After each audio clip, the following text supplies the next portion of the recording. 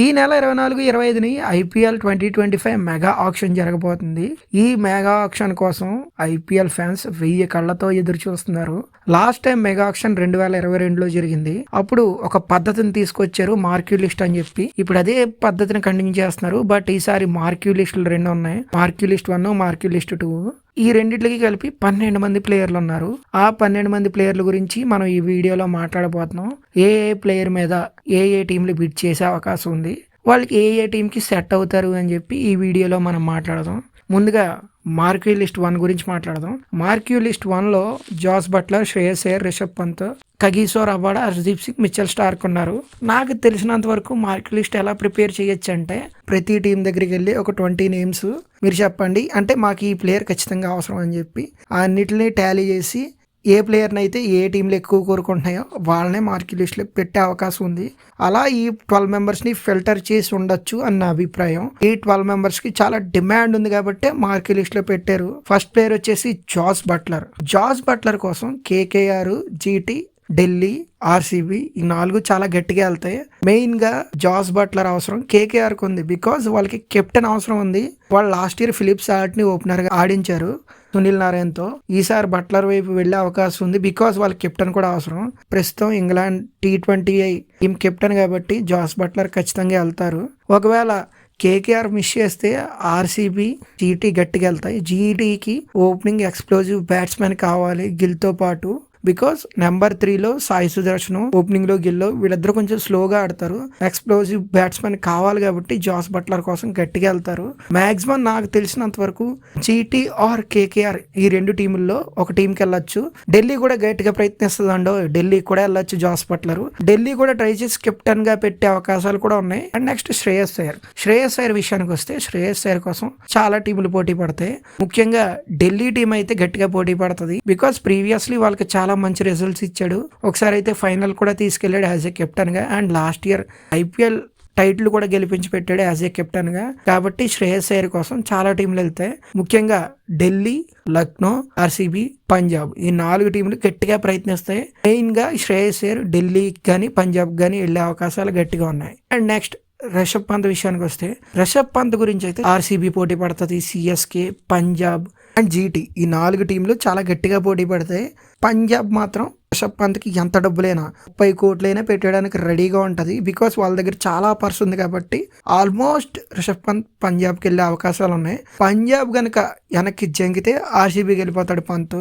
And next Kagiso Rabada కోసం అయితే Punjab Kings, Mumbai Indians ఖచ్చితంగా గట్టిగా వెళ్తాయి. అండ్ ఢిల్లీ కూడా వెళ్తుంది, రాజస్థాన్ రాయల్స్ కూడా చాలా గట్టిగా వెళ్తుంది. కానీ మాక్సిమం పంజాబ్ వాళ్ళు కగిసో రబాడాకి ఆర్టీఎం వాడేస్తారు అని అనిపిస్తుంది. అండ్ నెక్స్ట్ హర్షదీప్ అయితే పంజాబ్ వాళ్ళు 18 crores ఎక్కువ అనుకుని వదిలేరు. బట్ ఆప్షన్ లో ఖచ్చితంగా అని దాటేస్తాడు అనిపిస్తుంది, బికాస్ హర్షదీప్ సింగ్ లాంటి బౌలర్లకి ప్రతి టీమే వెళ్తాయి. ముంబై ఇండియన్స్ వెళ్తుంది, చెన్నై సూపర్ కింగ్స్ వెళ్తుంది, జీటీ వెళ్తుంది. బికాస్ జీటీకి ఎవరో కోచ్ తెలుసు కదా, ఒక లెఫ్ట్ ఆర్మ్ బౌలర్ ఆషినియార్ ఖచ్చితంగా వెళ్తాడు. అండ్ ఎల్ఎస్జీ కూడా వెళ్తుంది, బికాస్ వాళ్ళ bowling coach Zaheer Khan left arm pacer. Kolkata night riders కూడా వెళ్తుంది, బికాస్ వాళ్ళ బౌలింగ్ కోచ్ భరత్ తరుణ్ వరకు టీమిండియా కోచ్ కాబట్టి 100% ఈ టీములన్నీ ప్రయత్నిస్తాయి.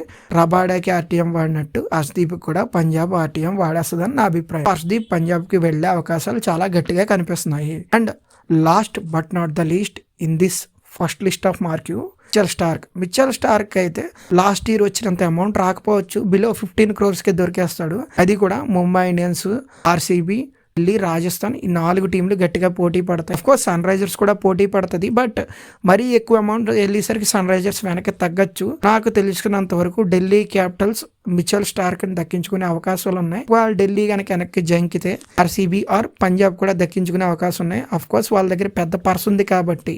నాకు తెలిసినంత వరకు ఈ మార్క్యూ లిస్ట్లో ఎక్కువ ప్లేయర్స్ని కొనే టీంలు ఏమైనా ఉంటాయంటే ఆర్సీబీ అండ్ పంజాబ్. వీళ్ళ మార్క్యూ లిస్ట్లో మెయిన్ టీంని బిల్డ్ చేసుకోవడానికి ప్రయత్నిస్తారు. అండ్ నెక్స్ట్ మార్క్యూ లిస్ట్ 2లో ఫస్ట్ ప్లేయర్ చహల్ కోసం అయితే ఆర్సీబీ ఖచ్చితంగా చాలా గట్టిగా ట్రై చేస్తుంది. అండ్ పంజాబ్ దగ్గర కూడా పైన ప్లేయర్స్ని కొనేసిన అమౌంట్ ఏమాత్రం తగ్గదు. ఇతర ప్లేయర్లకి 40 కోట్లు పెట్టినా ఇంకా వాళ్ళ దగ్గర 70 కోట్లు ఉంటుంది. సో చహల్ కోసం వాళ్ళు కూడా వెళ్ళొచ్చు అండ్ ఆర్సీబీ కూడా వెళ్తుంది. ఆర్ఆర్ కూడా బై బ్యాక్ చేసుకోవడానికి ట్రై చేస్తుంది. బికాస్ పై దాంట్లో వాళ్ళు మహా అయితే జాస్ బట్లర్ కోసం వెళ్తారు, వెళ్తే హర్షదీప్ కోసం, స్టార్క్ కోసం వెళ్తారు. వాళ్ళ ముగ్గురు దక్కకపోతే నెక్స్ట్ చహల్ని ఎంత డబ్బులైనా పెట్టుకోనొచ్చు. బికాస్ వాళ్ళ దగ్గర ఇప్పుడు 41 crores ఉందనుకుంటా. దాంట్లో చహల్కి 10 కోట్లు పెట్టినా నో ప్రాబ్లం. ఒక మంచి టీం బిల్డప్ అవుద్ది కదా. వాళ్ళు ఆర్సీబీ ఆర్ ఆర్ఆర్కి వెళ్ళొచ్చు అండ్ పంజాబ్ గట్టికెళ్తే పంజాబ్కి వెళ్ళొచ్చు. మ్యాక్సిమం ఈ మూడిట్లో ఉంటుంది. నెక్స్ట్ వన్ లియం లివింగ్స్టన్కి అయితే చాలా టీంలు వెళ్తాయి. మెయిన్గా ముంబై ఇండియన్స్, ఆర్సీబీ ఈ 2 టీంలు బీభత్సంగా వెళ్తాయి. కానీ ఇక్కడ పంజాబ్ ఆర్టీఎం వాడుతుంది అని నా అభిప్రాయం. ఆల్రెడీ పైన చెప్పి హర్షదీప్కి, రబాడాకి వాడుతుంది. ఇక్కడ లియం లివింగ్స్టన్కి కూడా వాడుతుంది. ఇక్కడికి వాళ్ళకి 3 ఆర్టీఎంలు అయిపోతాయి. ఖచ్చితంగా లియం లివింగ్స్టన్కి ఆర్టీఎం వాడతారు పంజాబ్ వాళ్ళు ఎంత అమౌంట్ అయినా. నెక్స్ట్ డేవిడ్ మిల్లర్ కోసం కూడా చాలా టీంలు పోటీ పడతాయి. మిడిల్ ఆర్డర్లో ఫినిషర్ అంటే చాలా డిమాండ్ ఉంటుంది. మార్కీ లిస్ట్లో ఉన్నది ఒకే ఒక్క ఫినిషరు లియం లివింగ్స్టన్ అని మీరు అనుకోవచ్చు. But Liam Livingstone number 4, number 5 ఆడే batsmen. But David Miller number 6లో ఆడతాడు కాబట్టి నెంబర్ 7లో ఖచ్చితంగా డేవిడ్ మిల్లర్కి చాలా డిమాండ్ ఉంటుంది. ఆల్మోస్ట్ 6-7 టీమ్స్ పోటీ పడతాయి. బట్ ఎంత 6-7 టీమ్స్ పోటీ పడినా వీళ్ళకి వచ్చిన అమౌంట్ రాకపోవచ్చు. ఒక 10 crores 9 crores అలా వస్తాయి. నాకు తెలిసినంత వరకు డేవిడ్ మిల్లర్కి జీటీ ఆర్టీఎం వాడే అవకాశాలు కూడా ఉంటాయి. అంటే ఎవరైనా కొన్నా, ఫర్ సపోజ్ ఢిల్లీ క్యాపిటల్స్ కొన్నా లేకపోతే ఆర్సీబీ కొన్నా, జీటీ అయితే ఆర్టీఎం డేవిడ్ మిల్లర్కి వాడేస్తుందని నా ఉద్దేశం. నెక్స్ట్ కేఎల్ రాహుల్ కోసం అయితే ముంబై వెళ్తుంది, చెన్నై వెళ్తుంది, ఆర్సీబీ వెళ్తుంది, ఆర్ఆర్ వెళ్తుంది, జీటీ వెళ్తుంది, కేకేఆర్ కూడా వెళ్తుంది. బికాస్ కేకేఆర్ కూడా ఓపెనింగ్ బ్యాట్స్మెన్, కెప్టెన్ అవసరం. వాళ్ళకి జాస్ బట్లర్ దొరకకపోతే 10 కోట్ల దాకైనా కేఎల్ రాహుల్కి పెట్టడానికి వెనకాడరు. బట్ నాకు తెలిసినంత వరకు ఆర్సీబీ ఖచ్చితంగా కేఎల్ రాహుల్ తీసుకుంటుంది. చూద్దాం వాట్ హ్యాపెన్స్ అనేది. నెక్స్ట్ వన్ మొహమ్మద్ షమీకి అయితే బీభత్సమైన పోటీ ఉంటుంది. చాలా టీంలకి మొహమ్మద్ షమీ అవసరం ఉంది. అండ్ ఫార్మోస్ట్ జీటీఏ బైబ్యాక్ చేయడానికి ట్రై చేస్తుంది. అండ్ పంజాబ్ దగ్గర చాలా అమౌంట్ ఉంది అండ్ ఆర్సీబీ దగ్గర కూడా అమౌంట్ ఉంది కాబట్టి వెళ్తుంది. ఎల్ఐసి వెళ్తుంది అండ్ చెన్నై సూపర్ కింగ్స్ కూడా వెళ్తుంది. ఇంతకుముందు మొహమ్మద్ షమీకి చెన్నై చాలా ట్రై చేసింది. ఇప్పుడైతే బీభత్సంగా వెళ్ళే అవకాశం ఉంది. మీ ఇలాంటి గన్ బౌలర్ని ఎవరు వదులుకుంటారు చెప్పండి. అందుకనే నాకు తెలిసినంత వరకు జీటీ ఖచ్చితంగా డేవిడ్ మిల్లర్ దొరకకపోతే డేవిడ్ మిల్లర్కి ఇవ్వకపోతే ఖచ్చితంగా షమీకి ఆర్టీఎం వాడతారు. ఐ థింక్ మళ్ళీ షమీ జీటీకి ఆడే అవకాశం ఉంది. ఒకవేళ జీటీ వాళ్ళు వెనక్కి తగ్గితే వాళ్ళు కొనొచ్చు లేదా ఆర్సీబీ వాళ్ళు కొనొచ్చు. టీంలో ఒక టీంకి షమీ వెళ్ళే అవకాశం ఉంది. And last but not the least Mohammed Siraj కోసం అయితే చాలా ఫ్రాంచైజీలు వెళ్తాయి. ఫామ్లో లేకపోవచ్చు కానీ ఖచ్చితంగా లోకల్ ఫ్లేవర్ కోసం హైదరాబాద్ వెళ్తుంది. అండ్ ఇందాక చెప్పాను కదా కేకేఆర్ బౌలింగ్ కోచ్ అంతకుముందు ఫార్మర్ ఇండియన్ బౌలింగ్ కోచ్ కాబట్టి లిటరల్గా చెప్పాలంటే సిరాజ్ను గ్రూమ్ చేసింది కోచే కాబట్టి ఖచ్చితంగా కేకేఆర్ వాళ్ళు కూడా ట్రై చేస్తారు, రాజస్థాన్ రాయల్స్ వాళ్ళు కూడా ట్రై చేస్తారు అండ్ ఆర్సీబీ కూడా బైబ్యాక్ చేసుకోవడానికి ట్రై చేస్తుంది. నాకు తెలిసినంత వరకు 15-16 crores వరకు సిరాజ్ వెళ్ళిపోతాడు.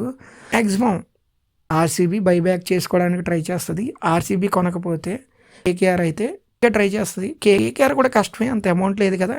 సో ఈసారి సిరాజ్ని అయితే కొత్త టీంలో చూసే అవకాశాలు గట్టిగా కనిపిస్తున్నాయి. మర్చిపోయినండి ఎల్ఐసి దగ్గర డబ్బులు ఉన్నాయి కాబట్టి ఎల్ఐసి కూడా ట్రై చేయొచ్చు. మ్యాక్సిమం కొత్త టీంలోకి సిరాజ్ వెళ్ళొచ్చు. ఎల్ఐసి ఆర్ కేకేఆర్ కనుక డబ్బులు పెడితే. ఇదండి ఈ మార్కీ లిస్ట్లో ఏ ప్లేయరు ఏ టీంకి వెళ్ళొచ్చు అనే ఒక అంచనా. ఇది నా అభిప్రాయం. టోటల్గా కూడా మీ అభిప్రాయాన్ని కామెంట్ బాక్స్లో కామెంట్ చేయండి.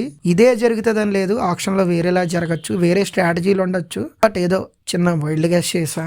To subscribe.